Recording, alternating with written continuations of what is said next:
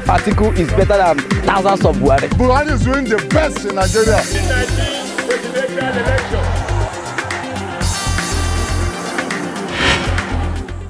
And the February 23 presidential polls may have come and gone, but the fallout continue. Atiku Abubakar of the PDP says he's heading to court. Interestingly, a lot of people have been asking him not to, while some others are saying, it's your mandate, it was stolen, go to court. What should Atiku Abubakar do? And in whose interest should he consider? The people's interest, his personal interest, Nigeria's interest, and every other interest right in the corner. This is Dance for Democracy. My name is Gloria ORJI-EMODI, and we are also dancing into the governorship elections taking place Saturday, 9th of March. Which are the states we need to look out for? Who are the contenders we believe are going to make a strong impression, and who will win in the states? To have this conversation right here in the studio, I have an election observer. He was there for the presidential elections, and he will be observing elections in various states on Saturday for the governorship. His name is Chapp Johnson. He's also an activist. Welcome, Chapp.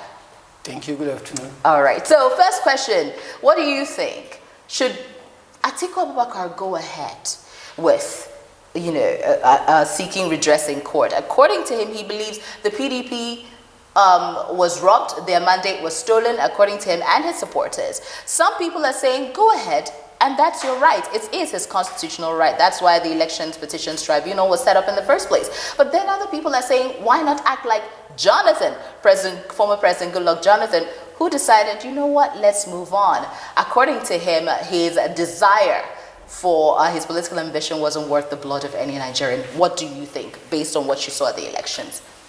I think it is of mixed reaction and reality. Okay. Every election is a process. The very election day of the 23rd February is come and gone. But for us to stabilize our democracy, 1999, we had the word nascent democracy. Okay. 2003, it said nascent democracy. Today, nobody says nascent democracy anymore. We are advancing. And if Atiku should go to, for me, Atiku is not Jonathan. Jonathan is not Atiku, and they can never be one. They see different realities. But if should Atiku go to court, the court is to serve, the original belief is to serve his purpose, his interest, trying to regain his mandate. But I think it is going to serve a greater purpose, because most of the loopholes in the law will be balanced. They will check into them. 2015, it said the card reader was not in the Electoral Act, and the Court of Appeal in Lagos annulled it, and other courts in other states were trying to uphold it, overvoting and overvoting, but eventually Supreme Court was able to put that to rest. So that was why they insisted that the Electoral Act should be amended and the card reader should be inserted. Fortunately, unfortunately, it was the 2015-18 amendment is not being part of it. Yes. So I think this will help to stabilize and strengthen democracy, no matter the spirit in the I see. So you believe him going to court will stabilize our democracy because it will bring to the fore a lot of loopholes in our democratic system and electoral system. What about people who say that him going to court could, would I say, I wouldn't say incite violence, but, make this linger and will stop Nigeria from moving forward in terms of,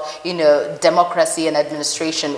People say that. And remember, there were like 2,000 women who came, 2 million women who came to Abuja to ask him to please not go to court. What about that thought process? It is obvious. When you are prepared and you have a team, mind you, President Buhari is not going to appear in court to defend himself. It is a team of lawyers. His legal team will represent him, and Atiku too, and PDP, his legal team that will represent them.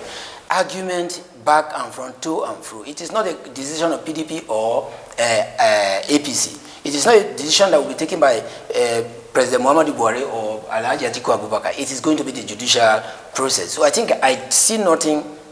Yeah, so you really do not think there's need for people to ask him? It is, the media is just hyping up a lot of this, and I'm sorry to say so. Okay, so you believe we're the ones who are making a big deal out of the fact that he wants to go to court? It doesn't mean anything. Because now I was in the field, obviously, I saw things. should Atiku go to court, feeling that his mandate was robbed, and supposing evidence proved that his people robbed the other oppositions of their own, some of their vote, what happened? Like the case that is, like the situation of Akwa Ibom State, where I observe, Senator Akpabio is crying that his local government have not been declared. Now, they declared this, the opponent is leading with 50,000 votes, and Akpabio local government have not been declared. And his local total registered voters in his own local government is 100,000. 100,000 give and take. Akpabio should win. He will win his local government, because I was on ground. I moved around his local government. I observed it myself. Now, if he should win, give and take, it cannot be 100% vote. 70,000 vote, 7,000 person come out to vote, and issue again 60,000, add 10,000. Will he not be a winner, or will he go for runoff? So it is obvious that it is not who goes to court. You may see reality from the facts from this way. You do not see what your people did in the other side. So I see nothing wrong in it. Okay, so what's your prediction? He goes to court. How long can this linger? These are constitutional. There are constitutional provisions. 6 months in the lower tribunal, 3 months in the higher tribunal. So I think give and take 9 months. Do you see a possibility at all? Let's talk about this hypothetically. Do you see a possibility where he ends up winning and then we have to change administration? I do not see it. Oh, so you do believe he has a right to go to court and a lot of things, but you don't see him winning? I don't see him winning because, see, when you tell somebody don't go to court, that means you know what you did.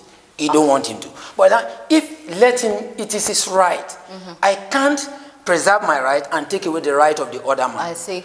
General Muhammadu Buhari said APC conducted primary and there's some party faithfuls that felt they were robbed, went to court. And that time Shomole told them, withdraw your case or we'll expel you from it. But Buhari said you cannot stab a child and ask the child not to bleed.